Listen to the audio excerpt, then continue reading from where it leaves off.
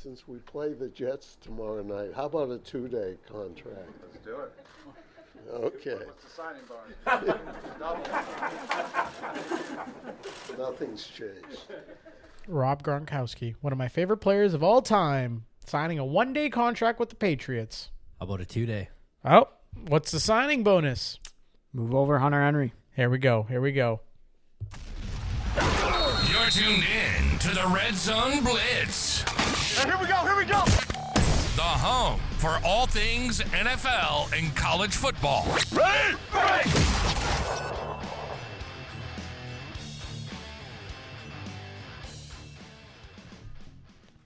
What is happening, everybody? What is happening? Another great day. We are heading into week 11 of the NFL season.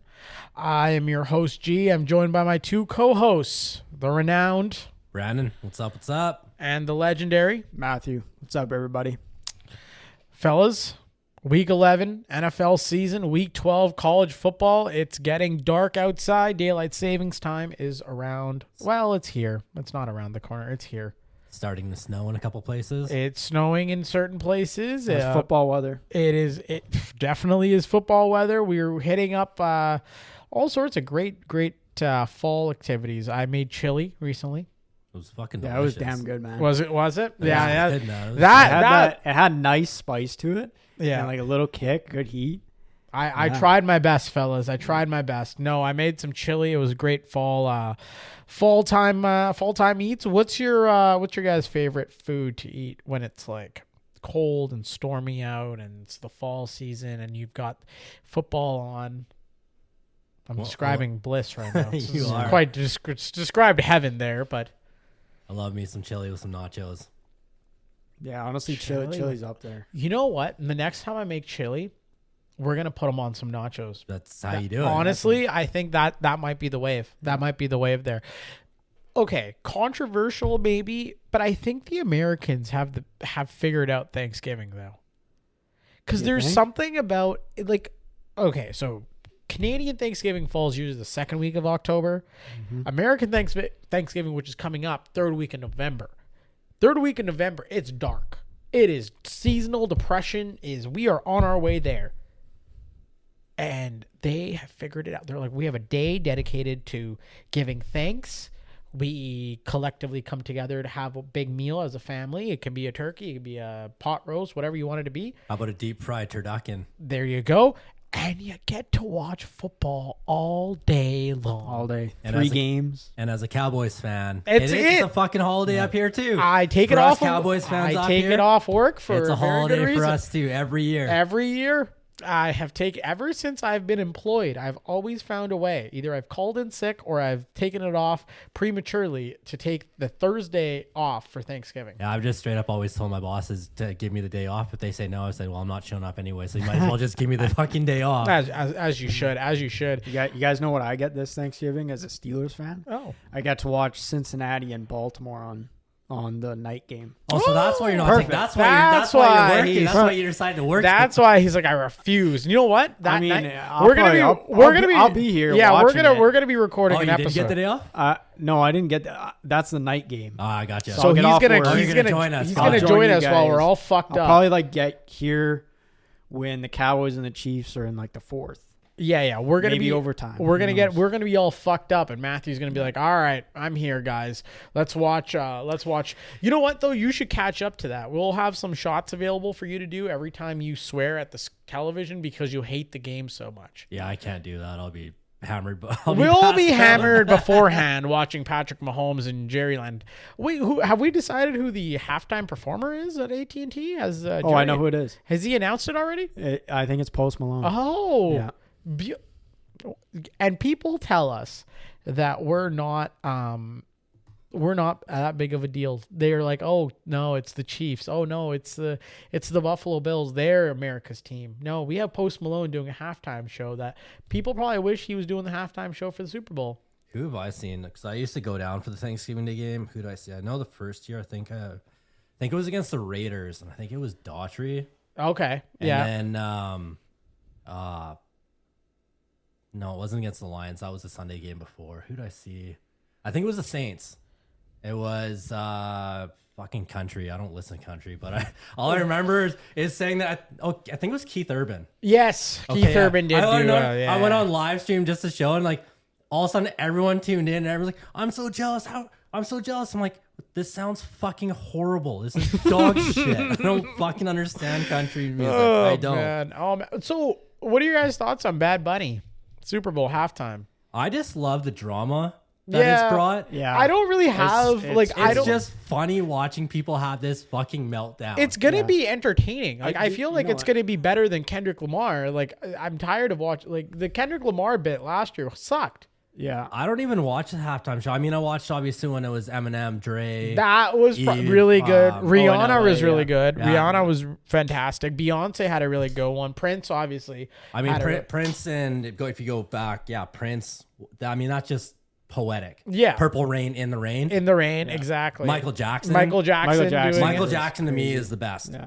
I actually listened to a bit of Bad Bunny like before, like Yeah. driving here. He's actually not bad. Like No, I think he's gonna put on a pretty He's good gonna show. put on a show, and Yeah. I think that's like from an entertainment perspective, I think that's what you need.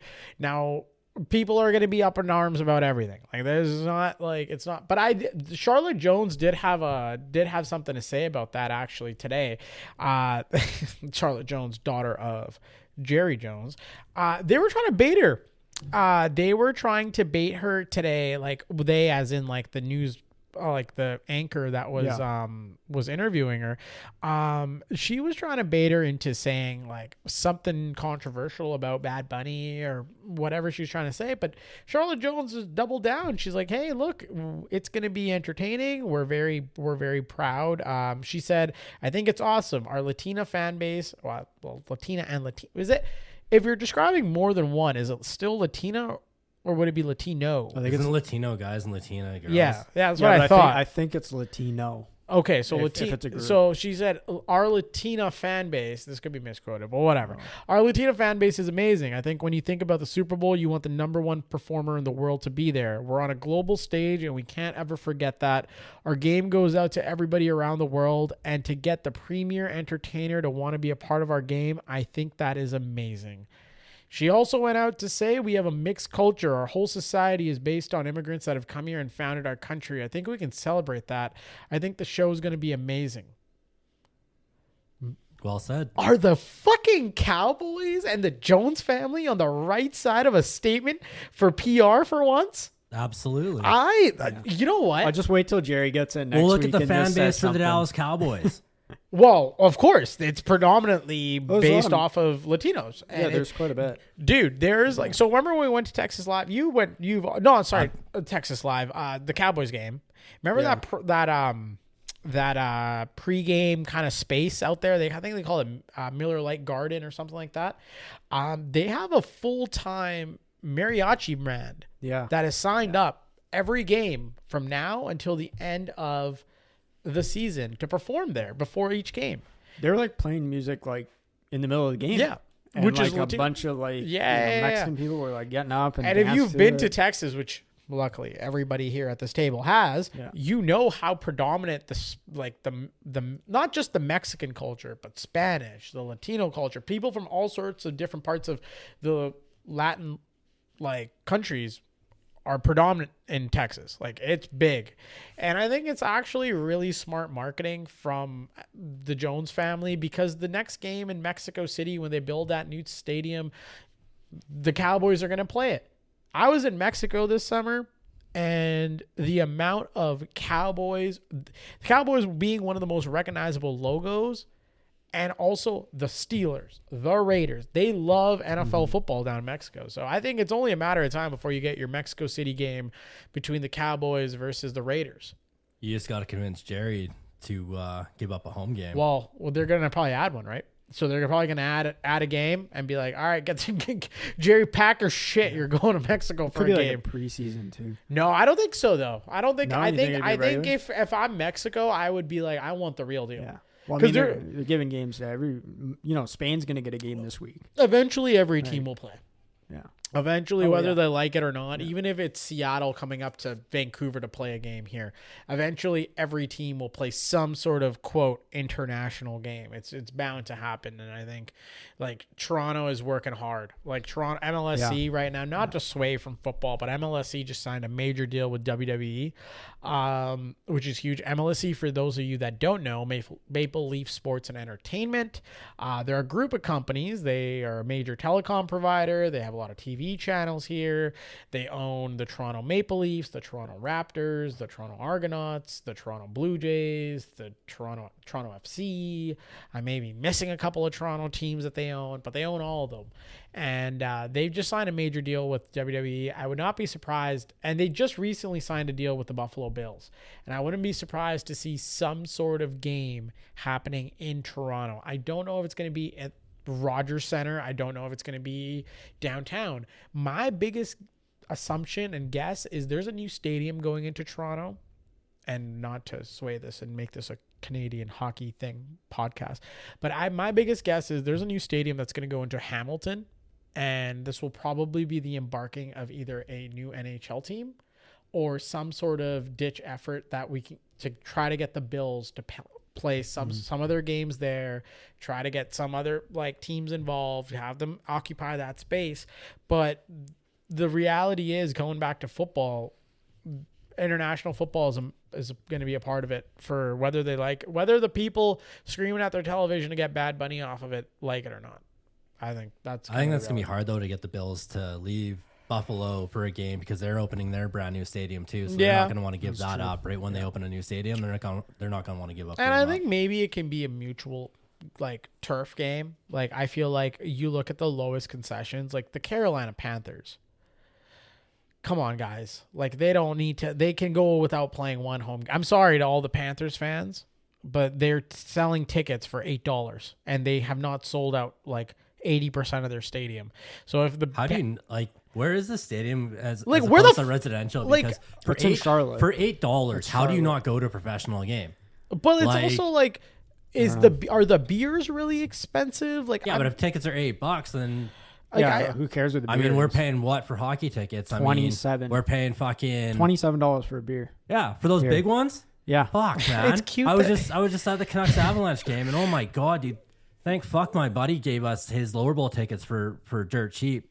But I mean, the beers. The only reason we ended up buying them is because we saved money on the tickets. But yeah. So guess it's what? Insane. Man. I want to go back to Croatia, man. We were at the soccer game and beers were $2.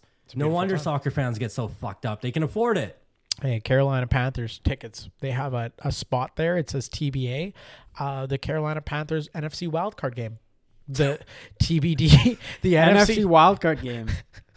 They have NFC. That's cute. They have TBD NFC divisional round and a TBD NFC championship round. Is Groupon still a thing? Can you get a Groupon for the Carolina Panthers tickets? So they're playing the Bucks on the 21st of December. They're going for $45. I'm sorry. They're going for $45. I'm sorry. That's the last game of the season at home against the Bucks. Still pretty cheap though.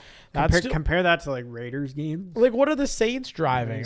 Let's see what the Saints are going for, because the Saints are pretty garbage actually. If you think about all things I think considered. the Superdome needs a bit of an upgrade. They do. They can't just keep turning off the lights, turning them on, turning off the lights, turning them on as their big aura. So New Orleans Saints play. They play the Tennessee Titans. So that's a shit game. Come on. That's in Nashville, fellas. If you guys want to go to Nashville, we can get tickets for that game from $22. You know what's crazy? A flight down to Nashville and going to the game and maybe hotel is probably cheaper than going to a Canucks game. Yes. If that's the ticket price. Yes. Yeah. It's $22. $25 if you want to go to New Orleans to watch the New York Jets play the New Orleans Saints. You better be giving me free beer to watch that game. And if you want to watch maybe that's why they're not going down for $8. Then if you want to it's go, like a minimum 5-beer game. If you want to go watch the Carolina Panthers at the New Orleans Saints, you can get in for $11. In North Carolina? No, in New Orleans. In New Orleans, really? December 14th. Fellas. Fuck. Road trip time. Road trip time to watch good old Bryce Young just absolutely demolish himself. All right, fellas, let's get into the opening drive. The opening drive. All right. Let's go right into it. Let's talk about the NFL picks. Last week, not too shabby. Matthew and I went 9 for 14. Brandon went 10 for 14. The one team that Brandon agreed on that we both did not, or the one deciding factor, I should say, were the good old-fashioned Indianapolis Colts. Also, we got Seth coming back on the podcast. We're confirming the dates right now. Seth, shout out to Seth. Can't wait to see the video tomorrow, brother. It's gonna be electric. Oh wait, there's a bye. No wish. Never mind. Oh, yeah, there's a bye. Never mind. Yeah, you Sorry, Seth. Can't wish injury on anybody else. All right. Okay. Well, hey, that's my quarterback. Well, the first That's my teammate. the first game, the Thursday night game, is going to be between the New York Jets and the New England Patriots. The Patriots are heavy favorites, but the Jets' metrics actually match New England in many areas, and they're much stronger on special teams. New York's played some tight games recently, losing 3 games by a combined 6 points. So it's minus 13 for New England. Damn. That's a big spread. Also, Aaron Glenn not happy with reporters because ESPN reporters reported out that Garrett Wilson will be sidelined and on the IR. Aaron Glenn got very angry at his reporters. He said reporters were asking him questions and he was just like, well, I refuse to answer any questions related to injuries because you guys know all the answers and da-da-da. That's basically what he said. So but he is hurt. He is fucking hurt. I don't know Yeah. why Aaron Glenn's being a little fucking bitch about things and like just you can just agree that he's hurt, shut him down, and we can all get over with our days. But no, NFL coaches, we're gonna be difficult. We're gonna go through the whole rigmarole of like, no, it's nothing happened. But yes, fellas, what are your thoughts? New England, New York. I mean, New England should win this game, but I don't know, 13. That's a big spread for two teams that hate each other. When you go, are you going Patriots? Oh, I'm going Patriots on the money line for sure. No. What about you, Matthew? Yeah, I'm definitely going Patriots. I think they'll cover. Honestly, though, with the Jets, like, I mean, just your bread and butter is Breece Hall. Like, just keep giving him the ball. What do you have to lose? You want him to die? Good to know. No, I don't want him to die. I just want them to put up a fight, and then that's like Fields only has 1 pick this year, but he's barely thrown over like 1,000 yards. So you're not getting anything done passing the ball. Just fucking run the ball. Fields might be done in terms of like chances given to Fields. I think I don't know about Fields going forward. Might not be looking too good for my boy. And then we have another Europe game. What did we do to deserve such a thing like this? Washington Commanders versus the Miami Dolphins. Miami is favorited minus 2.5. Miami's win over Buffalo probably wasn't a fluke in that game. They grade well across nearly every metric. Washington has terrible run defense and pass coverage numbers. I think that the Dolphins are going to win this game just because I think the Devon A-Chain show will be back because Washington cannot defend. And they can also not play offense because their quarterback is hurt.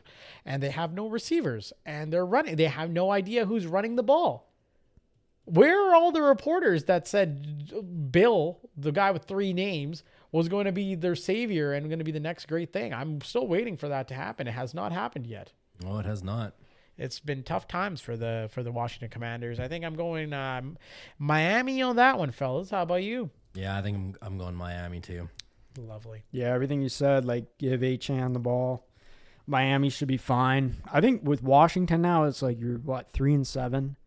Just like let Bill run loose. It's tank time. It's tank It's time. tank right? time. It's over. And like the receivers, they got Traylon Burks and Robbie.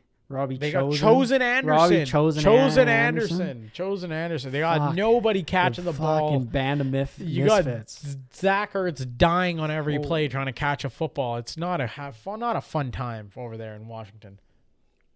But who knows? Maybe that Traylon Burks trade with A.J. Brown is not looking too bad. The way that A.J. Brown's bitching and moaning about shit. Well, we'll get to AJ Brown. Houston Texans going into Tennessee. Little divisional matchup, dare I say. Houston -7 going into it. The Titans can't run the ball. They can't stop the run. Tennessee has lost every game this year by 7+ points. Texans will beat their ass. Yeah. It's going to be just a absolute shit kicking because, Houston can both play. They're both they're playing a very, very good. They're playing very good defense, and B, they're playing a team that is not very good. If I'm so it's a worst offense versus the best defense. Yeah, which 9 times out of 10, if that is the case, it's typically not very good. So I mean, I wouldn't hit the panic button on Cam Ward yet. It's still pretty early. First year, like you see it with so many rookies. No, especially QBs. I don't. You're not think gonna it's, I don't think it's gonna be. I don't see it being like, oh my God, what are we gonna do with Mr. Cam Ward? But it's definitely like they don't need to draft a quarterback for the next 5 years. No, they're not Cleveland. Yeah, they're not gonna draft a QB every year. We will talk about Cleveland and potentially drafting another quarterback later on in the episode. So what a little teaser. Chicago Bears going into Minnesota. Minnesota is a -3 favorite at home. This is probably the most even matchup this week, I think, when you look at both teams. But is McCarthy hurt? Is 9 hurt? Well, 9's always, up to 9 things. I don't think they have a choice. Like, I don't think McCarthy can really. They don't. Because Wentz is also. What's probably he's done. on IR. Yeah, Wentz is done. They don't really have a choice, do those Vikings. The Bears will win this game. Caleb Williams is playing pretty good football right now.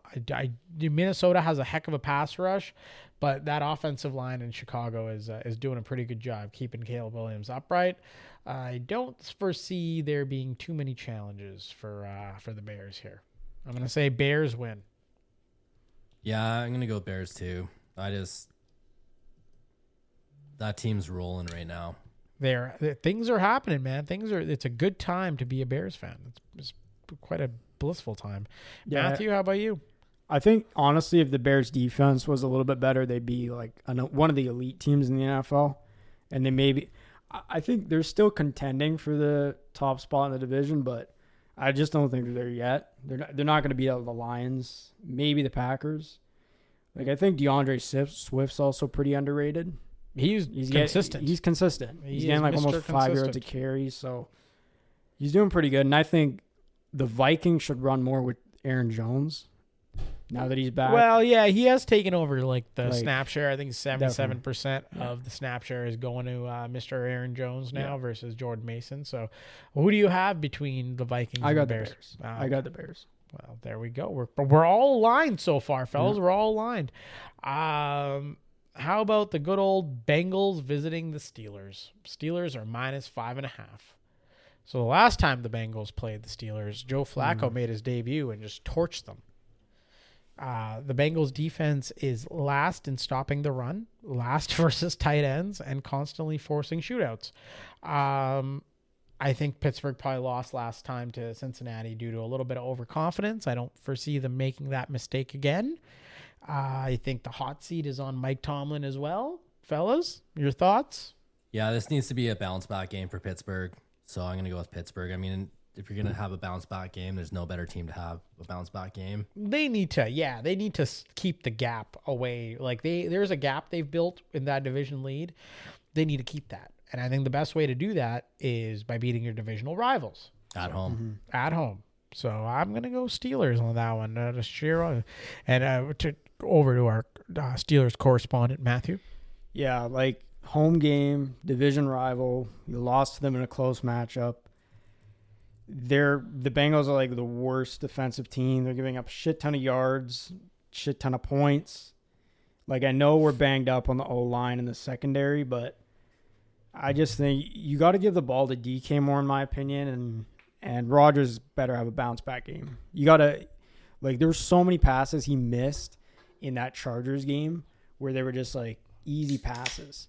You just had to move around a little bit and make the throw. So, I mean, fuck. My opinion is if they lose this game, It's over. I wouldn't say it's over. It's done. Hey, whoa, It's wrapped. whoa. It's done. I wouldn't say it's over, but I would actually consider switching the play caller on offense. Yeah, I mean, it depends on how they lose. If they lose because... Well, I think that's how they're going to lose. If they lose, it's going to be miscues on offense. If they lose because their defense didn't play well, then that's a different story. But, like, they've got to send a message to Mr. Joe Flacco. Like, they got to send a message. Jalen Ramsey is the X factor, I think. Jalen Ramsey's got to show up and show up big. He's got to be on Jamar Chase all game long, just in his head. But it's just so frustrating as a Steelers fan to watch this team right now because they get, like, a drive going. It looks good. It's promising. You got, like, peak Rodgers coming in. And then they hit the red zone. And then as soon as they get to the red zone, it's just 3 stupid play calls. And then they kick a field goal. That is exactly what the Every Mike single McCarthy time. offense was in Dallas. When Mike McCarthy Yeah. was calling plays in Dallas, a lot of people forget Kellen Moore had Dallas playing at the highest level, the highest peak of football. And then Mike McCarthy was like, nope, I'm taking over the play calling. And you saw Mike McCarthy calling red zone plays. It was the same 3 RPOs that he knew. It was the same 2 handoffs. It was just getting stuffed. It's depressing. Yeah. So, I don't know. But I think, Cincinnati's not that bad. But also, I think Flacco's nursing, like, a shoulder injury. No. So. Oh, wow. Well, you better hope Now's he the is. time. No, so I'm assuming you're going Steelers? I'm going Steelers, but barely. Oh, boy. Yeah. I don't like what I'm seeing. Oh, boy. What about the Carolina Panthers visiting the Atlanta Falcons? Atlanta minus 3.5 favorites. Carolina is consistent in one bad way. They cannot score. They put up only 45 points in 4 weeks and multiple single-digit games. Atlanta has scored 48 points over its last 2 games against good defenses, giving them the clear edge. However, their quarterback came out recently and talked a little bit about his support that he's been getting. Here, I'll play the clip here. Get it going. I know you lean on your faith, but like, who do you lean on to like help you? Like, we haven't played quarterbacks. Would you lean on like a former quarterback or your coaches to kind of just help you kind of assess things and good and bad? You saying like as far as on the field? Yeah, both. Stuff? That help you mentally and physically.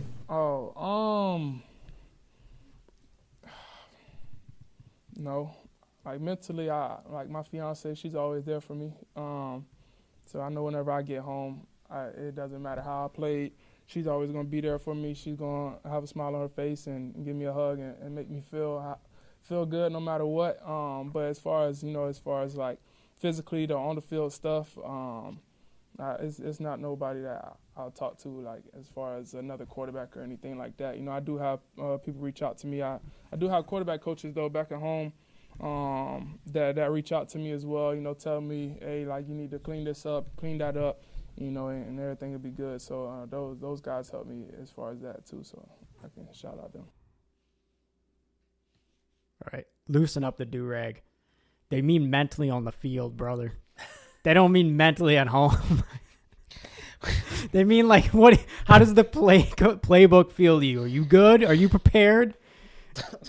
Come on, man. Loosen up the do-rag. Michael, they're not asking for blowjobs per minute here. That what you're receiving, sir. They're asking how much fucking support are you receiving as the quarterback of the Atlanta Falcons? Which the first answer out of your mouth was none. So there should be our first You're answer. like, oh, the home life is good. Like, that's great, man. And then the second was, well, my fiance, she loves me even though I shit the bed on Sunday. Well, that's relieving to hear for an Atlanta Falcons fan. And third of all, you mentioned your high school coaches will tell you that you need to clean something up so it's not looking good. That is alarming on all levels because why is it not looking good, son? You left high school how long ago? You're in the NFL? And then finally, why is Raheem Morris not a part of this conversation? Where are the coaches in this professional football team? I know they employ somebody for the quarterback coach. Atlanta Falcons quarterback coach. Let's see who they have. Let's see who this bright mind is. DJ Williams. All right. DJ Williams was promoted to quarterbacks coach on February 13, 2025. He served as offensive assistant quarterback coach for the Falcons for the 2024 season. Where is Mr. DJ Williams? Is he not helping Michael Penix? Apparently not. The Atlanta Falcons, you know what? They are a joke. They're a joke of a franchise. Ever since Tom Brady, they should change themselves to the Atlanta Bradys. He owns that franchise. He broke them so much that they don't even have an identity anymore. They don't even know what the hell they're doing. They have one of the most rambunctious fan bases. Every time Atlanta scores a touchdown, you look at over there and there's like a fucking kid. He's losing his mind. You got titties flying everywhere. Swag surfing. You got swag surfing. You got the going dirty on. birds. You got the dirty birds. You got Magic City. So much going on in Atlanta. And the quarterback can't help out the quarterback. Tyler Algier is the second coming of fucking Bijan Robinson when you have Bijan Robinson? Someone's mad because he's got him in fantasy. Yes! I don't understand what we're doing here, Atlanta. And I feel for you. I feel for the fans of Atlanta Falcons football because you know what? They have just been dealt a tough hand in life. Just a tough hand. They got all this talent. They had Michael Vick, all the talent. Everything is great. They had Matt Ryan. They had Dan Quinn. Everything is Julio great. Jones. Julio Jones lived an illustrious life in Atlanta. And what do you get? You get nothing. You got Trae Young out there on the friggin' Atlanta Hawks shit in the bed. It's a multi-sport curse. The hockey team came and left twice. And they're in line to get it for a third time. Yeah, and they're third time's a charm. It's just tough. Evander Kane can go there. Carolina. Back to Atlanta. I don't even want to speak about what the hell's going on in Carolina. This is the charity. This should be played in different correctional facilities across the United States of America. And they should be played, and the inmates should be forced to watch it with their eyes open. They should glue their eyes up towards their eyebrows to make sure they don't miss a single fucking snap of this shitty game that we're going to see on Sunday, which would just be absolutely garbage. It's torture. That's like watching the Eagles and Packers on Monday night. Yes. Yeah. It's going to be. Also, do you guys know what do you guys want to know? Okay, one guess, each of you. What's the name of the Panthers mascot? I think it's something stupid. One guess. I think it's something stupid. One guess. I have a feeling it's like a one name, like Mike. No, Mike the Panther. It has a little little thing. It's like this and that. This and that. What do you mean? So it's like it's got like black sheep. No, it's got like it's got you can get with that. It's got a distinction. Like it's got it's very proper. It's very British. It's very proper. British fucking Panther. I don't fucking know. No, it's very British. Very proper. You guys, you give us a guess. You said Mike. I said Mike the Panther. Okay. You have fucking Charlie. No, Sir Purr. Sir Purr. Sir Purr, like Sir, like SIR Purr. Sir Purr. That's super. Super Sir Purr. Sir Purr. Yeah. Sir Purr. That is fucking terrible. Can he play on the team? Sir Purr. Would he help? Sir Purr is just a Yeah, what's his metrics? He is. I'm looking at him now. Oh my god, it's terrible. It's terrible. They're bad. They're bad. The Falcons are a notch above them. Okay, quick guess. What's the Falcons thing? Oh, I know it.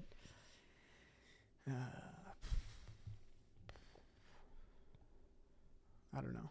It's a play on words. It's a nice little. It's 2023 NFL Mascot of the Year. Somehow a Guinness World Record holder, Freddie Falcon. That is what, and he's not even in team. Freddie. His beak is yellow, so it's like it's not like really team colors. I don't know why they decided to go with a yellow beak. Like we could have played around with different things, but yeah, apparently Freddie the Falcon holds the Guinness World Record title holder for the highest indoor rope swing drop, because they launch him off the top of the Mercedes-Benz Stadium during the game. They should do that with Kyle Pitts. See if it knocks some sense into him. Just knock some sense into him. Just tie him up Hey, upside do you remember down. you're still playing in the NFL, right? I thought they should pelt him with football so they could practice. If you took Kyle Pitts and you put him in the Freddy the Falcon costume and you put the guy that's actually nice of you to put him in a costume. Yeah, I was yeah. gonna put him in straight pads No, and a no, jersey. no, no, and be no. like, Hear me out. Hear me out. All right. If you put Kyle Pitts in the Freddy Falcon costume and you put the guy that plays Freddy the Falcon on the field in Kyle Pitts' number 8 uniform, there would be no difference. He might be better. He might actually catch the ball and make a play. Well, you didn't have to say it, but yes, you're right. Yes. Who do you guys have in this lovely, beautiful matchup that we spent too much time talking about? You know what? Just because they're so inconsistent, I'm going to say the Carolina Panthers pulling out of their ass. You know what? That's pretty believable, but I'm going to go with the Falcons because I hope that they figure this shit out. I think Tate's got to get in the end zone. If they don't have Rico Dowdle, they're not going to win. Bryce Young also has only one game over 200 yards passing, and he threw it 55 fucking times that game. Bryce Young is a But thief of joy. I think if Atlanta gives the ball to Bijan, they'll be fine. So you got Falcons? So I have Falcons. Nice. All right. Cool. Cool beans.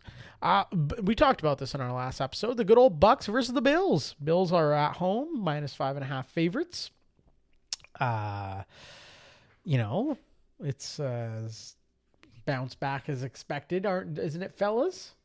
I think both teams are looking for a win in this game, but again, I just think the Buccaneers offensively are still too banged up. I think that's going to hurt them too much. So I'm going to take Buffalo at home. Okay, you know what? Hot take. We're gonna take the Bucks. Give me Baker Mayfield in the flesh, just torching these guys. What about you, Matthew? Yeah, I think it's a must-win for both teams. Like Brandon said, I also got the Bills. I think them at home, it's better. Okay. But I would say, and I know you said this last episode, both of these QBs, if they don't find a receiver downfield, they're going to run with it. Yeah. And I have a feeling this game, one of these QBs might get banged up a little bit. Because I think they're going to do a little bit too much. They're going to run around, and they might get smacked. The old Caputo curse. Yeah. Mm-hmm. Oh, it's back, ladies and gentlemen. I'm just saying. Better be careful there, Baker and Josh. Better be careful. No, that's fair. Who do you have? I got the Bills. I got them at home. Nice. Good old Green Bay going into the New York Giants. I forgot to load up this audio, so I'll have to play it on my phone. Hopefully, we can all hear it. But Jameis Winston is now the quarterback. And how do we feel about Jameis Winston, fellas? I feel fucking great. Well, this is how Jameis Winston feels. I want fans to know that I'm going to do my best. You know, obviously I'm going to have fun, but I'm going to execute, have a surgical execution, and just play ball, man. Like, this is something I've been doing since I've been 4 years old. Now I just get to do it in the greatest city in the world. I'm going to be saying it with my son. It's the greatest city in the world. Yeah, that's a Hamilton reference if y'all don't know. Yeah, 10-year reunion. That is Jameis Winston singing "The Greatest City in the World" and a Hamilton reference. Give me New York Giants money line, ladies and gentlemen. Jameis Winston is going to throw some sort of crazy number. Like he's going to throw, I'm going to say he's going to throw 3 touchdowns and 5 picks, and the Giants are going to find a way to win this game. That's going to be just nothing about the Packers excited me. Nothing. Not a single thing. Yeah, Love looks like off. Just not a single admirable like nothing. You got Colin Cowherd and Micah Parsons battling each other out on Twitter. It's fabulous. Micah's in full peak season form. The Giants are going to win this game. Are they going to get the fired coach bump? Yeah. They're going to come out and play? Yeah. Now Yeah. that Dabble's Yeah. gone? No Brian Dabble. You're going to see Malik Neighbors clapping on the sideline. It's going to be just give me New York. Now, the reason I did say I feel great is Jameis Winston's going to throw an interception. I mean, that's easy money. You should bet on a Jameis Winston interception this upcoming. If you are a betting man, this is a great bet for you to make. I think he's like, when he goes to touch, his touchdown to interception ratio is like dead on. Like, It's like 1-1. It's like like 50-50. It's like 50-50. Yeah. He's going to throw a touchdown, but Yeah. then he's going to throw a pick. He's going to throw 2 touchdowns. He's going to throw 3 picks. Yeah. So It's going to be just Well, he's pandemonium. the Tampa Bay Buccaneers all-time passing yards leader. Yeah. Career. He's chucking this thing. Career-wise. Oh, brother, crazy. he's chucking this thing. Like, you're going to see some bombs down the field, which I'm excited for. Do you guys have guys? I need a fucking pick here. I don't know.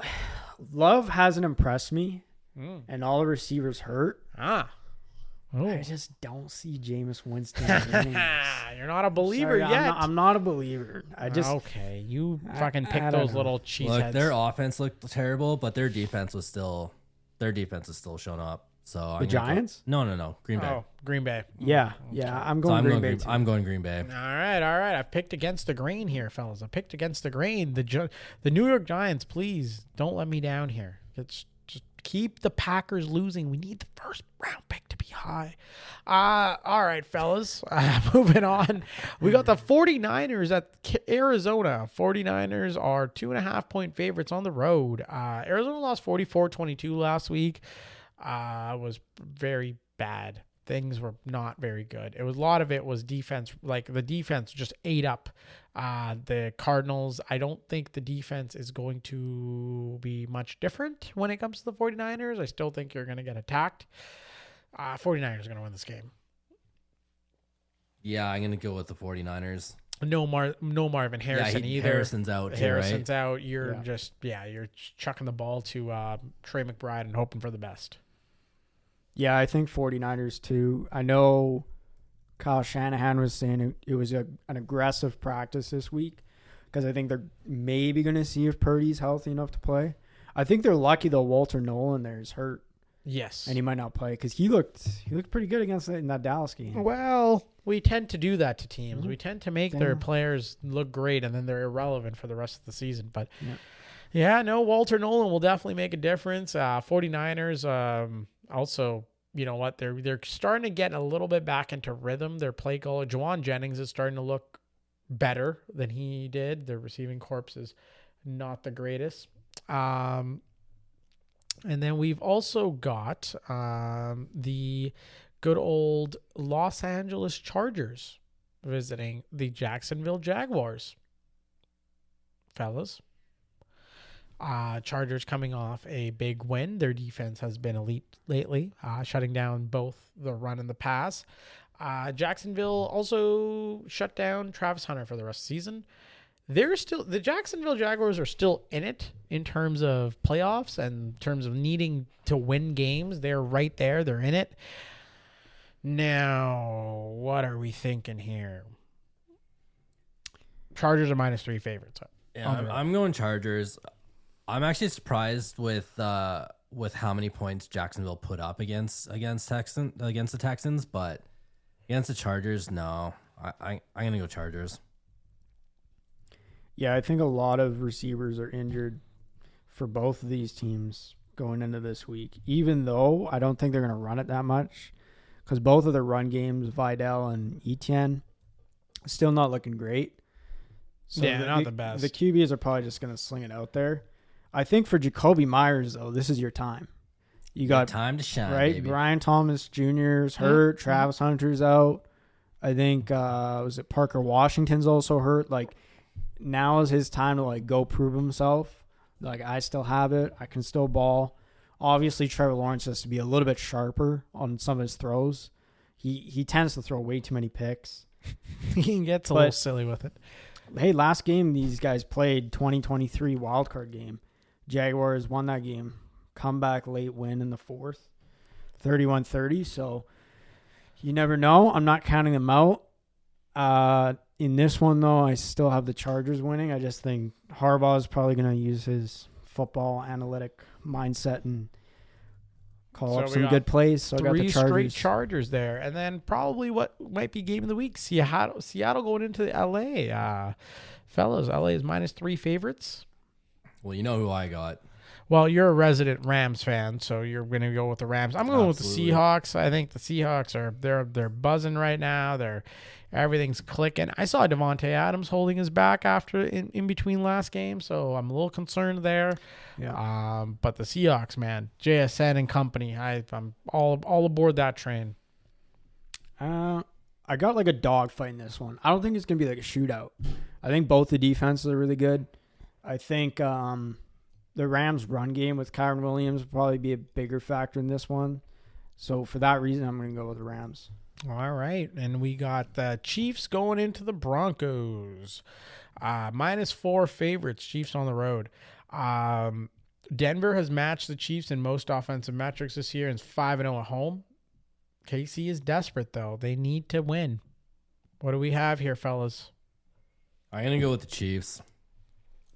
It's hard to bet against the Chiefs. It is. And then it's also hard to bet against Denver at home. But Denver looked not very good against Las Vegas. They did not look like a team looked bad. serious enough to win. Yeah. I was looking at them play offense. I'm like, this team doesn't look like they're ready to play. And if you're going to go into like a game against Patrick Mahomes and company and you're going to be lackadaisical and they've got everybody healthy coming off a bye on that offensive side of the football, good luck because they're going to make you pay. So I'm going to Chiefs. Yeah, I think also like the Chiefs, they got a bit of an upper hand with the experience, right? I think Nix has missed some throws. You got Dobbins who might be hurt, so you probably got to play RJ Harvey, who he's great, but I mean he's still learning the NFL game. Yep. So I think I'm gonna go with Chiefs in this one. I think it's gonna be a nail biter just because I think if it was in Kansas City, it would be a blowout for the Chiefs. But I think Denver is really good at home. I just don't think. I think the Chiefs are going to just barely win this game. Also with this game, so Andy Reid is 22-4 straight up coming off a bye, and Patrick Mahomes is 13-1 against the Broncos. Well, coming off a bye week is huge. Well, it is. Like guys don't talk especially about for a that coach, right? Yeah. Coach, you got that extra week to prepare. Yeah. It's Yep. huge. Yeah.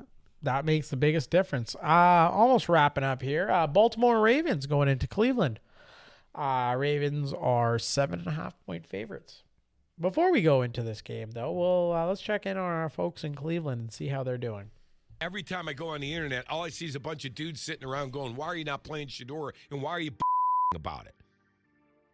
Like they're playing the soundbite. He won't even say his name. He won't even say his name. What is that? What is that? Now, I don't want to start getting all pissed off here this morning. Personally, I think the idea of Stefanski not saying Shador's name, I think, is overblown. That's me. Then why is he doing it? I don't know. Why isn't he playing him? Why isn't Stefanski playing Shador? At this point in the season, you have nothing to lose. Yeah. So just spit it out. Just spit out why you're not playing him. Saying he's fucking around. Say he's not up to par. Say anything. Say something.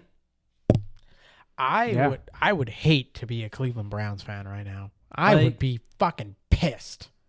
Because I'm like looking at it and I'm like, Dylan Gabriel's not winning me football games. I don't need to win football games. We suck. Can I at least figure out what the hell we have with Shador Sanders so I can get it over with? Well, I mean, we'll talk about it a little bit later, but I mean, like, what are you doing? Like, then why did you fucking draft him then? You sold a shitload of jerseys. Yeah. So why aren't, like, I have no idea. Just say why. You're a poverty fucking franchise. You're a joke of a franchise. Fucking say something. No one's going to give a shit what you say. You can say any fucking answer you want. No one's going to give a shit. Just give us an answer. Say something. I wish they Johnny could easily just say, he doesn't know the playbook. That's it. And then people will be like, okay, like he hasn't learned it well enough. He hasn't done his shit. Say like you gave him the playbook. Yeah. You gave him some fucking tape. Say watch the tape, and he didn't watch the tape. Yeah, exactly. We are going to be talking about the lives of quarterbacks that the Cleveland Browns have ruined in the last 15 years. It's going to be beautiful. Maybe he just doesn't want to say anything because he thinks it's going to like ruin their if he says that, like, oh, we gave him tapes and he says he looked at them and then we came in the film room and he had no fucking idea. Maybe he thinks if we say that everyone's just going to be like, "Oh, this guy sucks." Well, didn't Arizona do that with Kyler Murray? They sent him a blank tape and said, "Watch it," and then after the next day they said, "Oh, what'd you watch?" "Oh, I watched a bunch of blitz packages." We sent you blank tapes, bud. You're a fucking idiot. They did that with Jamarcus Russell, but back also, in the day too. He's gonna lose his job. Like, Stefanski's gonna get fired. If I'm sitting there and I'm like, okay, well, I can either get fired or I can just try to figure. I don't think Shedeur doesn't watch tape. I don't think you can be the son of Deion Sanders and not watch tape. Well, that's why even all their media are calling bullshit on anything you want to say. They're saying you can say it. That's an answer, but I'm not gonna fucking believe you. I think it's bullshit. I think they need to trade him, or they need to I don't even think he's not gonna be anywhere in Cleveland anyways. If I'm another GM, fucking Jerry, man. Jerry traded for Milton, but I was very convinced that Jerry Jones was going to take Shedeur Sanders in the 4th or 3rd or whatever round. But that would have been a whole hoopla of its own. We would have been Dak would have thrown a pick in the game, and we would have had Shedeur Sanders' chance. But my thing is that they got to get him out of there. They got to move him to a team. Let's go. There's no point in keeping him on the Browns. The thing is, the Browns have never amounted to anything. They're never going to amount to anything. I say this as a Cowboys fan. Listen, I may cheer for the laughing stock of the league that a bunch of people like to remind me that I do. But when it comes to the reality of what actual dog shit is, at least I don't cheer for that. At least I don't cheer for dog shit. At least I'm okay, my hopes get raised and then they get crushed. Your hopes, if you're a Cleveland Browns fan, stay exactly where they are. They drafted Johnny Football, Johnny Manziel. We got the guy. Yeah. And what happened? Baker Mayfield. We got the guy. Oh my God. That's their highlight. We're trading for Odell. That's their Super Bowl, is the NFL draft. We got Odell Beckham Jr. and Baker Mayfield. We're going to win everything. Baker was the problem. Johnny Football was the problem. XYZ was the problem. Shedeur is the problem. I'm starting to think there's other problems other than the quarterback you draft. It must be great to be a fucking Cleveland Brown, though. Look at those. Jerry Jeudy doesn't want to leave. Look at him. He's having the best time of his life. It was the same guy that they had before who played with OBJ in college. What's his name? Oh, God, it's escaping me. Their wide receiver that they had, the LSU guy who played with OBJ. Landry? Yes, Jarvis Landry. Yes, Jarvis Landry was there for a long time. So they do get these guys that love being Cleveland Brown because they're getting paid and they absolutely can mail it in on a Sunday and fly out to Vegas the Monday. But, and when it comes to this game, sorry, we went on a little tangent about the Browns. The Ravens are winning this game. Ravens are winning. Yeah, I do think that in the first half, I do think Cleveland's defense keeps it close. But there's no Ravens way. are going to come out. There's no way. I think the Ravens will kill them. Show me Shedeur. You know what I'm convinced? I'm convinced that Josh Gordon's bags of weed are probably still in Cleveland Browns locker room. You know what? And they're just circulating the coaching staff, and they're just. Normally. What do we do? Normally it would have been Matthew. That's ridiculous. But after seeing some of the shit coming out of Cleveland, maybe you're right. Maybe you're right. Primetime game, another one. Detroit going into Philadelphia. Philadelphia minus 2.5 point favorites. Before we go into the game, we have ourselves a little bit of chaos in Philadelphia, ladies and gentlemen. Love me some chaos, especially if it's Philadelphia. AJ Brown was recently on a Twitch stream where he was playing Madden and he was playing with the Eagles, and he made sure he threw it to himself a bunch of times, got 2 touchdowns, 193 yards. He made sure Devontae Smith had 0-0-0. Very, very good, AJ Brown. The guy asked him, who the Twitch streamer was like, "Hey, how's it going, man? Everything's going well?" He goes, "Family's good. Everything else? No, it's a shit show." And then he also added, "If you got me on fantasy, get rid of me." And so they asked AJ Brown about his comments, and here he is talking about them. When you're with the situation with the fact that he's 72, it's not just solely about my situation. I mean, guys, obviously I want to win too, And I think if we're really focusing on winning and doing our job, we can't just keep slapping the Band-Aid over the defense doing their job and getting us out of trouble.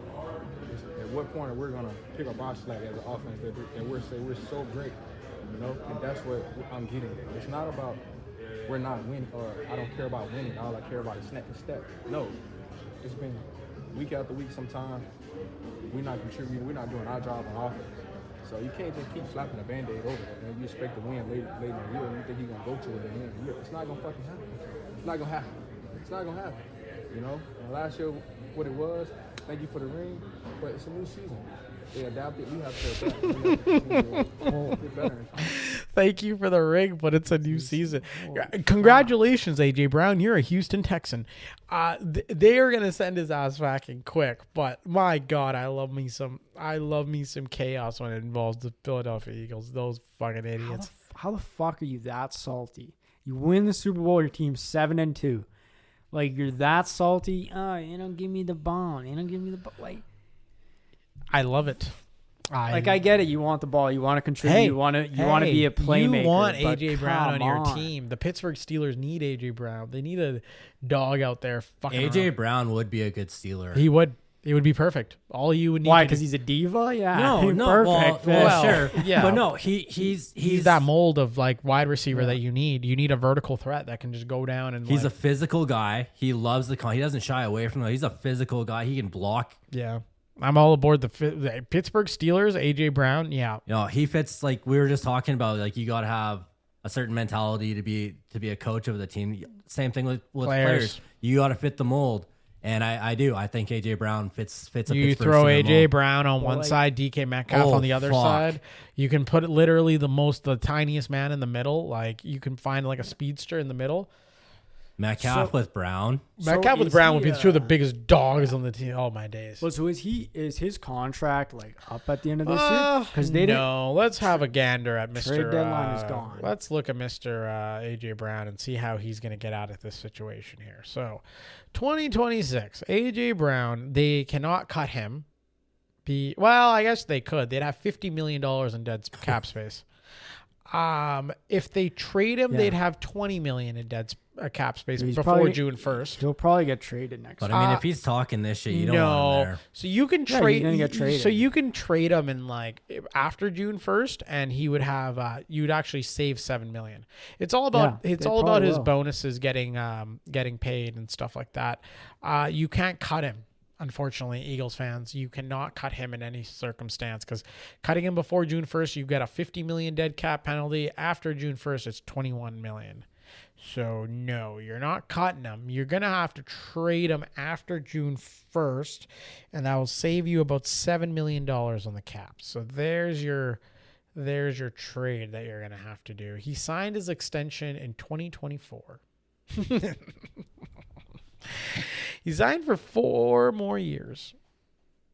So he's got 4 more years. He signed all the way until 2030. But you can basically void it after 2029. So that's about it. It's just you're 7-2. You just won the Super Bowl.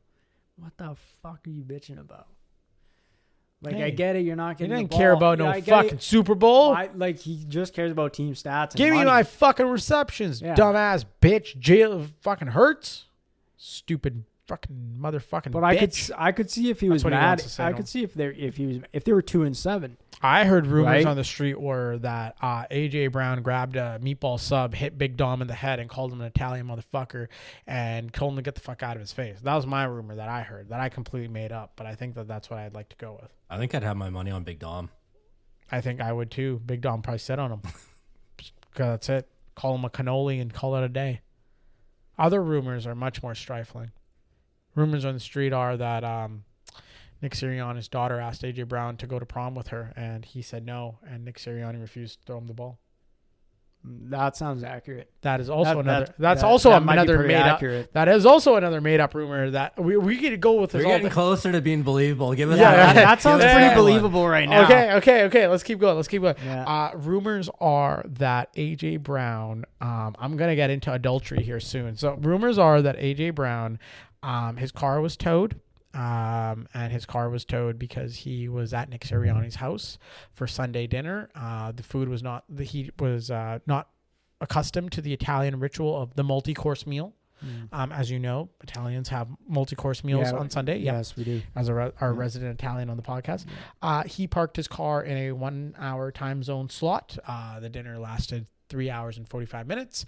Coming back to his car, he found his car not there. Nick Sirianni laughed at him, and Nick Sirianni said, "Fuck this fucking idiot. I'm not going to throw him the ball. He doesn't know Italian family rituals."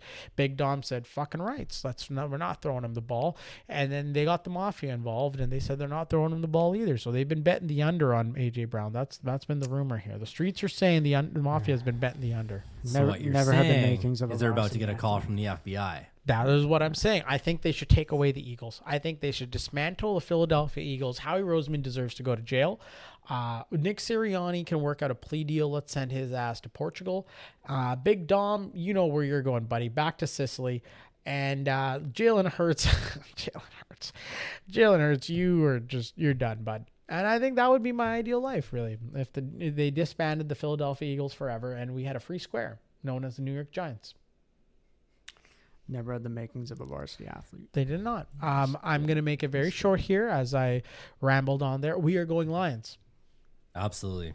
I mean, I don't think either. I don't think it doesn't matter. I'm taking you whoever could they're have fucking playing. you could have Wayne going against the Gretzky line up Panthers. at wide receiver. You'd have them going against the Panthers right now. I- I'd take the fucking Panthers. Yeah, I'm we going never that. Detroit. Hey, Detroit, let's go. Dan Yeah. Campbell's got that team. Now that he's taking over play calls again. Like I said last week, Detroit looked like Detroit. If that's how they're going to play again, I don't even think it's Give me gonna be Detroit. close. Giving me an implosion in Philadelphia. I love it. Let's Detroit see all some the way. drama on the I sidelines. want to too. see I want to see Jalen Hurts gets knocked out by AJ Brown. I want to see a helmet thrown from AJ Brown. I want to see a bench flipped. Yeah, maybe You know, Big Dom's gonna be there. Like, oh, it's okay, calm down. Fucking calm flip down. Big Dom then. Calm down. Send him fucking flying too. Big Dom's an idiot. Which motherfucker is going out to divisional rivals and giving them fucking cheesesteaks? I don't care if the guy broke both legs. Yeah, like it was Yeah. a nice gesture. Division I get rival. that. But the best thing for me was when we had DeMarcus Lawrence. And he's walking down. This little kid runs up to him and asks for his autograph. In a Giants jersey. In a Giants jersey. Yeah. And all he said was, "Wrong team," and just walked off. And the kid, like he's about to cry. His parents were pissed. It's like, welcome to the fucking NFC East, bud. Yeah, there's no friends. And I don't care if your name's Cam Scatabo, Tom Brady, who the fuck you are. You break one leg, 2 legs, 3 legs, 4. There's no fucking cheesesteak. Okay, Dr. Seuss. Fuck. That was beautiful. That was. Wow, 1 leg, 2 leg, 3 leg, 4. No cheesesteak. No cheesesteak. No cheesesteak. God damn it. Matthew, who do you have? Lions all the way. Okay. It was a very nice unanimous sweep there. And then finally, Monday Night Football. Troy Aikman. Just beautifulness in Vegas. All the Cowboys fans. The Cowboys are, on a serious note, they are reeling. They're dealing with the loss of teammate, like we talked about it last week, or last episode, Marcus Nealand, or Marshawn Leland, sorry. And Shoddy spoke about the loss and also how he's preparing his team after something like that. So I'm going to play that clip before we get into it. I'd like to just take a few moments and offer my condolences to Marshawn's family, Catalina, his girlfriend, and we had an opportunity last night to celebrate Marshawn's life, tell some stories, share, laugh, cry. Marshawn loved the words "one love," so we talked a lot about love as we grieve. And I just got a chance to really share a couple of things that I'll miss the most about Marshawn. Those top couple things was he had the most playful spirit of any young man I've been around. His smile could take you to your knees. And in terms of him as an athlete, no one had a better motor than him. So my heart is heavy. Our team's heart is heavy. We don't move on, but we do move forward. Open up to questions. That is Brian Schottenheimer, head coach of the Dallas Cowboys. Fellas, I don't care if the Cowboys are playing the 1985 Chicago Bears, the Tom Brady Patriots, the Kansas City Chiefs with Tyreek Hill on them. You got to win this game, and you got to win it for your boy, and you got to win it for your brother, and you got to do it. And you got to do it in fashion. And you got the Eagles coming in next week, and I know they're going to be doing a ceremony next week. Cowboys also plan on having stickers on the back of their helmets to honor Marshawn, and also be wearing warm-up shirts as well. This is obviously going to be a very tough game for that entire team, including the coaching staff, including ownership, including everybody involved. However, you got to go into Vegas. You got to get the job done. And I think... And I don't say this as just a Cowboys fan. I say this as a guy who's played sports his entire life. It's really fucking shitty. It's one of the shittiest things in the world, but tragedy brings people together. And I think I'm not saying this tragedy is going to lead to some sort of resurgence playoff run for the Cowboys. Far from it. They probably need to fix their secondary before we can talk about that. But this is going to be a statement game. If they have an ounce of pride, which I know they have tons of pride, watching Schottenheimer's press conferences, listening to Dak, listening to Jerry, there's tons of pride on that team. Now is the time to bring that pride out. So I got Cowboys win this game, fellas. I know it's going to be a tough one, but I got Dallas Cowboys. Yeah, and like I said last episode, guys, check in on your homies. There's nothing wrong with checking in on a homie. When you're talking to an old friend and you say, oh man, we should go grab a beer sometime, and you never do, you know what? Go for that fucking beer. Yeah. Go for that fucking beer with someone you haven't seen in a while. Just fucking do it. But yeah, I got the Cowboys. This, again, it's going to be an emotional game. I could see a sloppy first quarter. Just the first couple drives are just going to be tough. But eventually you get locked in. Yeah. There's a job to do. The Raiders are, if they can't against the Raiders, they can't against anyone. Yeah. This is a game that the Cowboys absolutely have to have. Yeah. And I think there's no other way. The Cowboys have to have this game. 100%. Matthew? Yeah. I think coming off a bye week and the loss of Nealand, this defense is going to show up big in this game with Geno kind of banged up. I think Dallas is going to show up big on the defensive side of the ball, and the offense is going to feed off of that. I think Dallas is going to win this one pretty easily. Sad story with Nealand, but I think this is definitely a revenge, or not a revenge game. It's a game for him. Statement game. It's a statement game. Yeah. Is Overshone in? Overshone is in. And what about Revel? And Revel, they both been activated. Revel's going to be on account. They both should be on. They should both be all count. They're both back. That's huge. Having both of them back, man, that is insane. That's huge. Especially Overshone. Overshone's going to be Overshone's going to be a leader of that defense, and he's going to be the one with the green dot.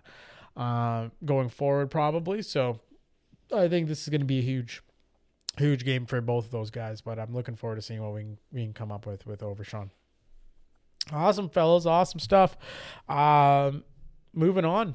Beautiful segment for the NFL. Let's go talk a little bit about how about the boys that are playing on Saturday. Saturday Showdown. All right, fellas. Like every week, 3 games. Game 1, Notre Dame, number 9, ranked in the nation, going to Pittsburgh, number 22. Top 25 class, featuring strength on strength. Notre Dame's elite scoring defense versus Pittsburgh's explosive offense. Both teams fighting to stay relevant in their respective conferences and respective playoff races. Notre Dame is still positioned for the New Year's Six Bowl and has an outside chance at a college football playoff berth if everything breaks right. Pittsburgh is one of the surprise contenders of 2025, driven by the number 6 scoring offense in the country. Notre Dame enters as a 12.5-point road favorite, but Pittsburgh is 7-2 against the spread and is consistently punched above its weight. Notre Dame win keeps them on track for a top 10 finish. A Pittsburgh upset would flip the ACC pecking order and likely launch them into the top 15, fellas. What are your thoughts on this game here?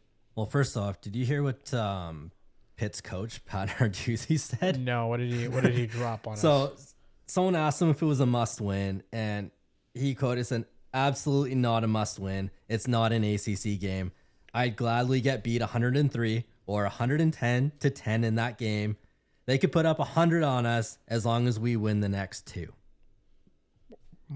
Okay. All right. Do you know who's going to be in Pittsburgh for this game? Enlighten us. They're going to have Aaron Donald, Larry Fitzgerald, Darrell Revis, Tony Dorsett, LaShawn McCoy, and others. Do you really think you want to let Notre Dame drop 100 fucking points on you with all your former players in attendance? I don't fucking think so. You know, I was going to say that Pittsburgh was going to keep it close initially, and now you've told me this, and yeah, Notre Dame, they're going to win. Like, I don't see it being close. Just because as a player, when you hear your coach say some shit like this, that means the team is bought into this philosophy, and they're suddenly okay to, like... I mean, he downplays shit all the time, so I mean, it's obviously guess, on like, the joking side, but like, why would you say a hot drop 100? I really hope Notre Dame does. I hope they do. I think a big game from Jeremiah Love, and Notre Dame's defense is going to go up against Pitt's offense, and I think the defense comes out on top. I'm going to go Fighting Irish with this one. Yeah, I'm going Notre Dame, like you said. I think Jeremiah Love is going to show up big in this game. But that's crazy that he would say that. Like, you're the 22 ranked team right now. Like, if you knock off number 9 Notre Dame, you know what that does for your odds to get into the playoff? It goes huge. So it creates if Pittsburgh wins, it creates chaos. Just like how we needed some shit last week to create some chaos. We needed Mizzou and Texas A&M. Yeah, we needed Mizzou to win, and when they didn't, and we needed someone else to win, and they didn't. But, no, I think Pittsburgh win, especially if Texas can go in and beat Georgia, and or Oklahoma can beat Alabama. All of a sudden, that is fucking chaos, and we are here for chaos. We love it. Bring it on. We love what we're hearing. We love what we're seeing. I'm gonna go with Notre Dame.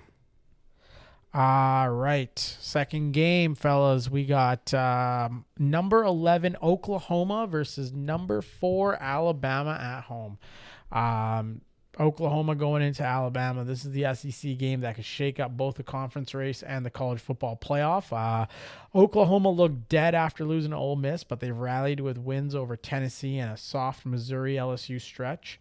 If OU upsets Alabama again, once again, remember, they beat them 24-3 last year. The Sooners finished with 2 home games on a real path to 10-2 in college football contention. For Alabama, you win this game, you're likely in the SEC championship if Texas loses once. You win this game plus beat Eastern Illinois, you're probably in the college football playoff regardless of Auburn. You lose, the season starts to derail fast.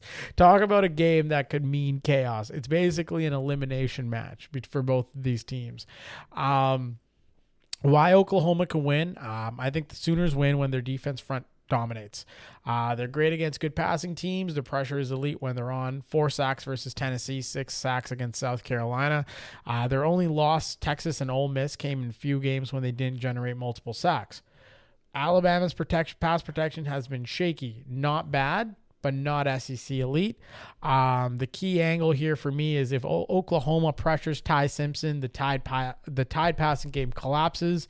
If they don't, Bama cruises. I think that's the biggest key. You get after Ty Simpson, you have a chance. You don't, you're not going to be able to win. Anything to add there? I know you love Oklahoma, Brandon. Oh, I fucking hate Oklahoma. Part of me wants Oklahoma to win if Texas wins. If both Oklahoma and Texas wins, that, again, creates some fucking chaos. Absolute fucking chaos. Yeah, it's going to go wild. Absolutely. And like right now, Texas and Oklahoma are dead tied. Yep. They are tied. Yeah. They both can't afford another loss either. That loss to Florida fucking killed Texas because that makes... They would have been sitting cruising. They would have been sitting cruising because you could afford to lose this game, and now you can't. No, it's must win, and we'll talk about it. We'll talk about it. I'm gonna go Alabama. I fucking hate Oklahoma. It's the same as the Eagles. I don't think. No, I know. They could be playing the fucking Citadel, and I'd fucking say I'm going for Citadel over Oklahoma. No, it's blitz, Bama blitz. Yeah, I don't want Bama to win this game as an LSU fan, but I think Simpson's just playing unbelievable football right now. I think if Oklahoma wants to win, like you said, the defense got to get to him quick. I think they got to run the ball a little bit more, and Mateer's got to protect the ball too. Eight touchdowns, 7 picks. Yeah, I think Oklahoma clean that up a little bit. Oklahoma will do a good job of keeping Ty Simpson contained, but eventually he's going to hit one bomb, long range deep shot that's going to flip the game. I got Alabama winning this game. Yeah, now you saved yourself there. Yes, I was like, oh no, it just sounds bad. Finally, the main event, Saturday night, under the bright lights of Georgia.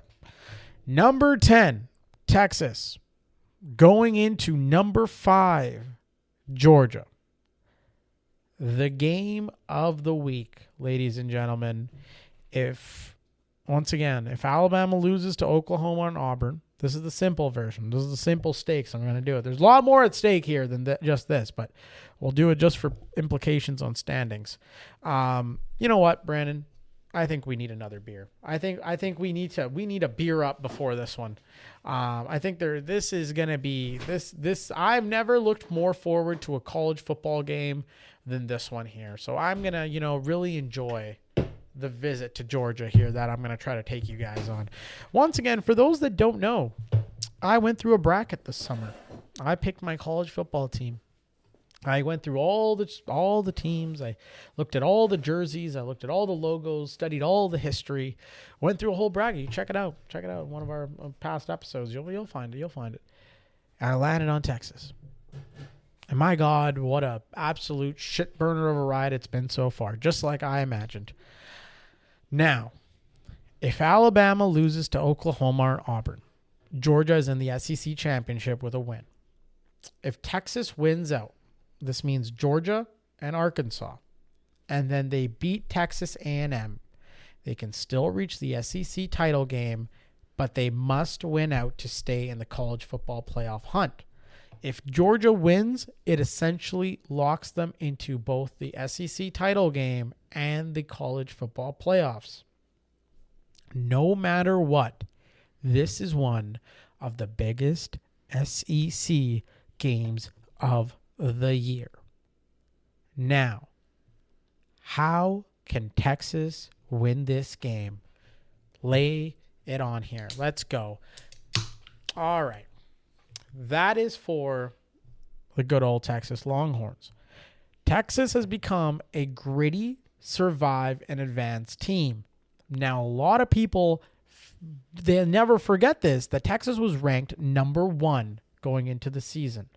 They were supposed to be this team that was going to just roll over teams, just absolutely dominate them.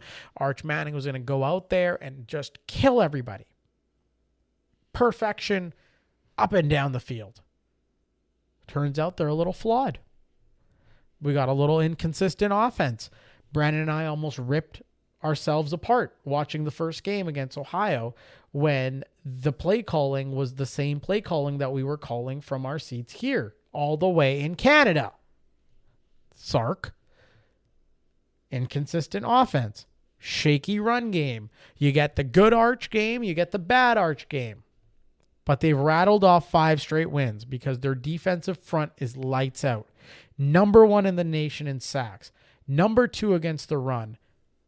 The perfect blueprint against Georgia. Which, you know what? Georgia needs to run the ball to succeed.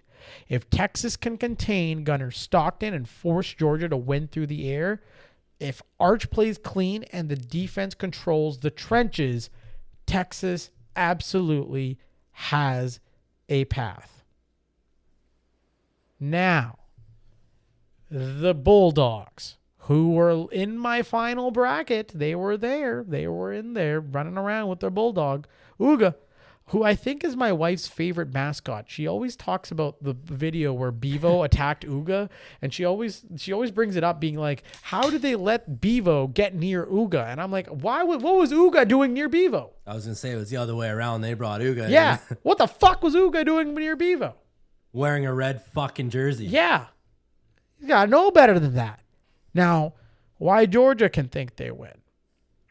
Georgia thinks Texas plays with fire a little too much. Overtime games versus Kentucky and Mississippi State. Struggles running against physical fronts. Inconsistency from Arch despite the last 2 good games. And unlike the soft defenses that Texas handled early, UTEP, Sam Houston, San Jose State University, Georgia stuffs the run and forces you out of your comfort zone. Now, the biggest question is, can Georgia force Arch Manning to win this game on his arm? Because, Brandon, you know this, following the Longhorns. The saga of Arch Manning ending up in Austin, Texas, ran through Georgia. Yes, sir. He was there wearing the Georgia hat. He was there where people had Arch commit to Georgia painted on their bodies. There was a huge push for him. He picked Steve Sarkisian over Kirby Smart. He picked Austin, Texas over Georgia. Now, what is your take on this game going into it? So, Georgia has won the last two. This is a game that Sarkisian needs to win. This is a game Sarkisian needs on his resume. Legacy game. Obviously, Texas, we know, has to win to keep their playoff hopes alive. The offensive line. Yeah. The offensive line, especially being rested coming off a bye, you got to be ready for a war in the trenches. You got to give Arch Manning time. It's either kill or be killed. Yeah. Like in those trenches against Georgia, it's either kill or be killed. So, again, what I'm saying with Sark, he's got to have this game, he's got to have a plan A, he's got to have a plan B, he's got to have a plan C, especially at halftime. In these kind of games, Sarkisian, I don't believe he really has the best halftime.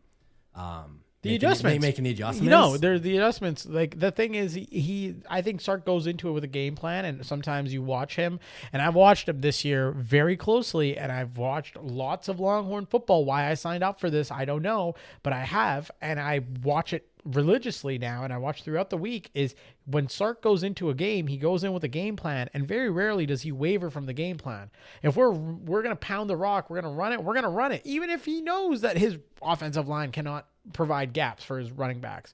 So it's frustrating to watch as a fan. But I said, the biggest thing, I think the defense is going to show up. That offensive line needs to give Arch time. Arch I want to see a couple big runs from Arch. I want to see him get out of the pocket, get loose, and go run. But at the same time, know when it's time to slide and get down. I don't want to. Yeah. You don't need that extra yard. Just get down. No, I don't want to see him get killed. Like, they're going to murder him. So he needs to get down. Texas, especially, again, coming off a bye. This is a game, especially coming off the 2 losses last year. This is a game that you've had circled. You better fucking show up. And I was going to mention, so being the Texas University, being the brand of Texas college football, this is a very important game because we talked about Texas Tech. A&M is undefeated. Oklahoma is doing some sort of wild shit down there. There's a lot of teams that are in and around. Let's not even leave the state. There's a lot of teams within your state that are having incredibly successful seasons that don't, like, yes, Texas Tech has paid a lot of money for their line. Yes, they've invested in the NIL, but the Texas Longhorns have one of the highest bankrolls in the entire nation. Mm-hmm. There's no reason why they should be getting outcompeted and losing games and doing the whole whatever. Like, the Florida loss should not have happened. That should never have happened. So it's a make or break game for not just the players on the team, but the program. I can't pick a winner. I know who I want to win. I obviously want Texas to win. But when it comes to picking a winner, like me, if I'm going through all this analysis and reading through and being like, you know what? they're going to win. I just don't have it, man. I think it's a toss-up. I think it's one of the closest games of football that we're going to watch, and it's going to be a toss-up. It's a huge game for recruiting. Because Texas, and since Texas has joined the SEC, Texas has gone into Georgia and stolen a couple guys out of Georgia's backyard. Yeah. You want to keep doing that? You got to beat Georgia. You got to show them your top dog. Or else that's not going to happen anymore. I'm so fired up. I'm ready to go. This game is going to be close, I hope. One of the things with these wins, like you go look at the game against Vanderbilt, you look at game against Kentucky, you look at game against State, they faced that adversity and they've come out on top. Yeah. So if they're facing some adversity in this game, which they're going to, they're ready for it. Yeah. If I want to say something, Michael Taft is back. Yeah. You know he wants to play. I'm going to say he makes a game-changing play near the end of the game. I don't know if that's going to be an interception. He breaks up a touchdown. Yeah. Michael Taft is going to make he's going to make the play that wins Texas the game. Okay, here we go. I also think with I know I saw Wingo has a thumb injury. If he stays healthy, he's going to be a big safety cushion for Arch Manning in this one. I agree with you. He's got to run though. But the protection maybe hasn't been great. But you got great players make great plays. Yeah, great players make great reads. You got that mobility. Manning can make those plays, get outside the pocket. It's gonna be tough though. Georgia's it's a tough barn, man. Yeah. It's a tough atmosphere. Alabama beat Georgia, but Georgia doesn't lose at home. So Texas, they're gonna have their hands full. But coming off the bye, gotta show up. Coming off a bye, you got to be ready for this game. One play, one drive, one quarter, one. Basically half at a time. That's what their motto should be. Just going in there, winning every drive. Fellas, great analysis on... Can I give an honorable mention? Yes. South Carolina, you've disappointed this season. Yeah, you really shit the bed. Can you please go in to Kyle Field at College Station and just run a train on Texas A&M, please? Can you guys do what Missouri was supposed to do last week? Fucking Lenore Sellers just selling himself, just selling. No, yes, you're right. Like for all the hype and like that's what I mean. Like college football. I was high on them this year, dude. Everybody was. There were so many analysts across the nation that were high. Lenore Sellers was like one of the top 3 for Heisman. It was crazy. The hype behind South Carolina. I'm excited to see if Netflix followed South Carolina this year again, like they did last year, and what that behind the scenes look like. Also, I'm really excited to see if they followed LSU this year again. So it's gonna be exciting times. So watching that. Brian Kelly also suing LSU, by the way. Your college might not have enough money to pay their players, Matthew. You might have a little problem there. Playing Arkansas this week, if we don't win that, I don't know if we belong in the SEC this year. Fuck. Yeah, it's just tough times. Tough times for those folks over in Louisiana. Coach O. Feeling for you guys. All right, fellas, almost done here. Well, let's finish off with some little fun stuff in the NFL. Playoff picture. I've got it for you. Now, what I'm going to do is I'm going to go through it. No, we're not going to go analysis. I'm just wanting you to pick the winner. All right?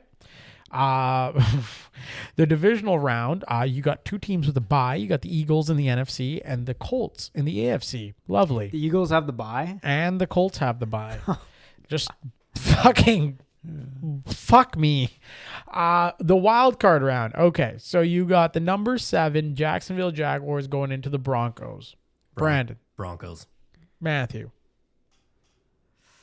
Come on. Broncos. It's got to be quick here. Broncos. Rapid fire here, fellas. Rapid fire. You got the number 7 Green Bay Packers going into Seattle. Seattle. Green Bay. Number 6 Buffalo Bills going into the number 3 New England Patriots. Because it's in New England, I'm going to take New England. Buffalo. The number 6 Chicago Bears at Detroit. Detroit. Number 5 LA Chargers going into the Pittsburgh Steelers. Chargers. Steelers.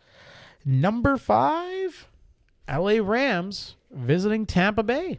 Do you need my answer? Well, you're going to vote for the Rams, of course. Absolutely. Matthew? Going all the way to the NFC. Rams. All right, fellas. Beautiful. Beautiful. It's crazy. It's crazy to see the teams in there and not see the Chiefs. It's wild. It's a wild time. Yeah. Chiefs are not in it. We'll see if that changes. Now, we talked about the playoff teams. I think it's only right if we jumped into a little mock draft. I don't have a soundboard system set up for the mock draft. I'll get that one soon.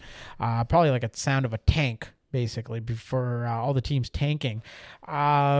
Let's get into the way too early 2026 NFL mock draft. We're only doing the top 5 picks.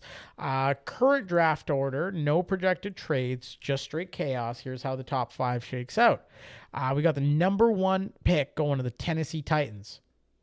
Now, probably gonna happen. They should probably trade out of here and try to get some picks. Yeah. But let's say they kept the pick. I think I've got them taking Arvell Reese, linebacker. He also is an edge from Ohio State. Reese has been the best player in college football this year. He's listed as a linebacker, but scouts believe he can transition to a full-time edge rusher. 6'4", 243. I think normally you would field calls for this pick, but add this guy to a defense that has Simmons already, that's not a bad place to start. New Orleans Saints at number 2. Your boy, Matthew. Fernando Mendoza, quarterback for Indiana.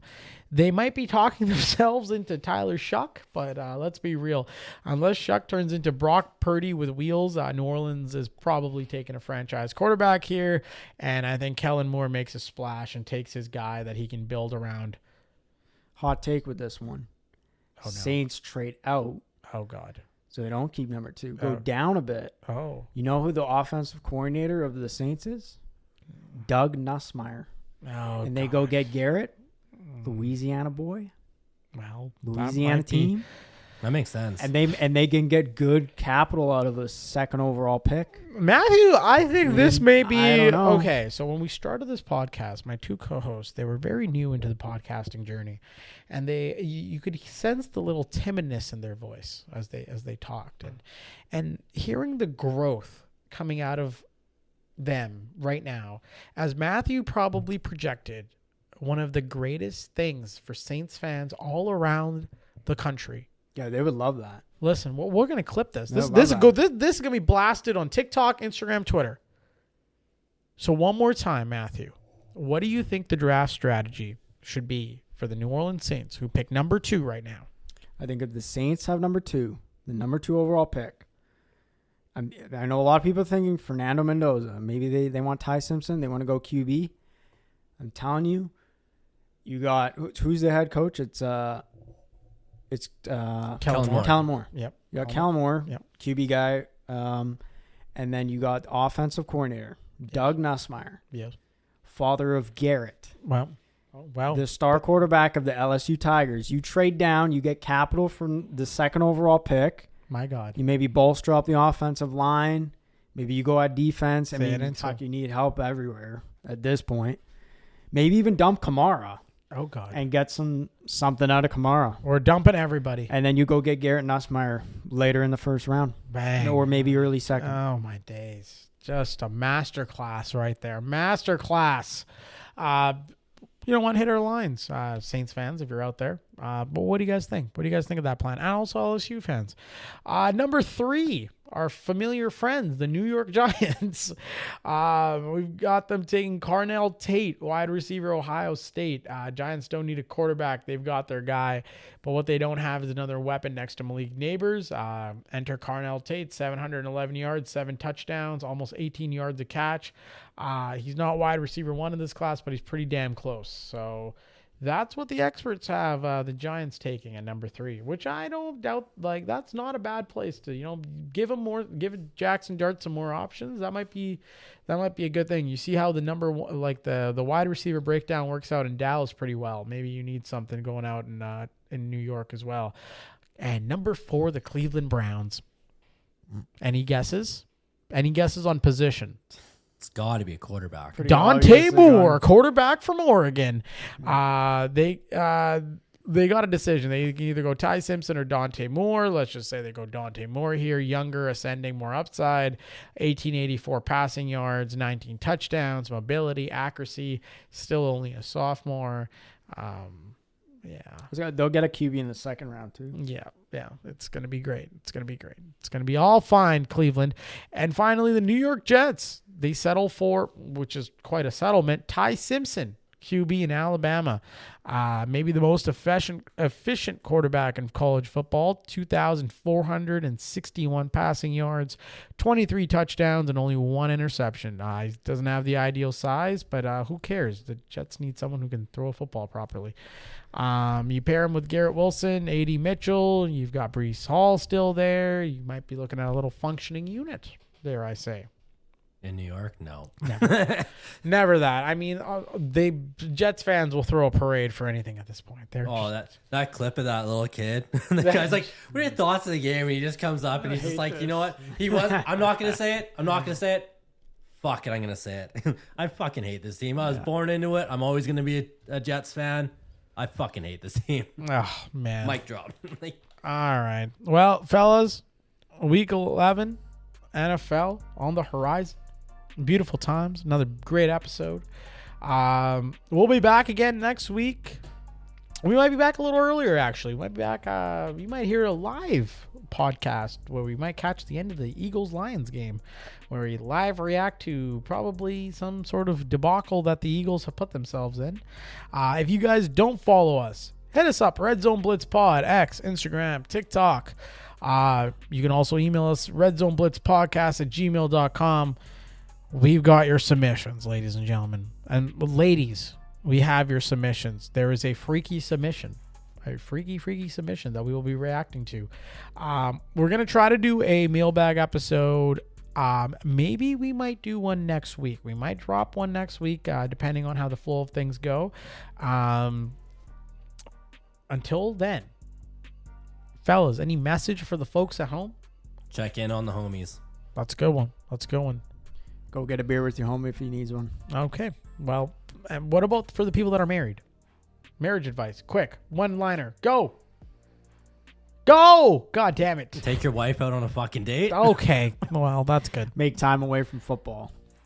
Well, that's not happening this weekend. Set up a date. God damn it. Thanksgiving's coming up. Okay, there's no football on Wednesday. Do a dinner. You know what? Have a good time. That's what I mean. You know what? Have a good time. What I mean. Do whatever you want to do. Just, watch the football games. Enjoy yourself. Bet responsibly. And we'll see you guys next week. This is G. Brandon. And Matt. And we're out of here. Later. Peace.